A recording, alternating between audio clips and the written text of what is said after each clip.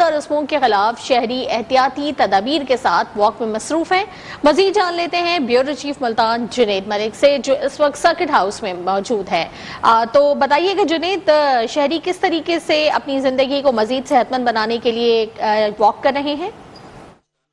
जी हाँ, बिल्कुल। अगर मुल्तान में मौसम की बात की जाए, आज दर्जा हरारत महकमा मौसमियात के मुताबिक इस टाइम 22 डिग्री सेंटीग्रेड रिकॉर्ड किया गया है, क्योंकि सर्दियों की आमद के साथ ही जो हल्की हल्की ठंडी हवाएं हैं वो भी आज से चलना शुरू हो चुकी हैं। जबकि अगर दूसरी जानिब बात की जाए तो जो धुंध है उसका राज भी उसी तरीके से बरकरार है। रात के मुल्तान की मुख्तलिफ सेक्टर में मोटरवे को बंद कर दिया गया था, जो सुबह जैसे ही धुंध क्लियर हुई उसके बाद उनको खोल दिया गया, तो ये सिलसिला भी जारी है। तो दूसरी जानिब जो सुबह सुबह वर्जिश करने वाले अफराद हैं उनकी बड़ी तादाद मुल्तान के मुख्तलिफ पार्कों में नज़र आती है, क्योंकि सेहत के लिए बहुत ज़रूरी है। मौसम कैसा ही क्यों ना हो, इनकी वर्जिश जो है वो उसी तरीके से जारी रहती है। बल्कि वॉक वाले जो अफराद हैं वो भी सेहत का ख़ास ख्याल रखते हुए वॉक भी कर रहे हैं। तो जब हमारी इनसे बात हुई तो उनका यही कहना है कि मौसम चाहे जैसा भी हो, सर्दी हो या गर्मी हो, सेहत के लिए वॉक और वर्जिश ज़रूरी है। तो इसीलिए हम सुबह सवेरे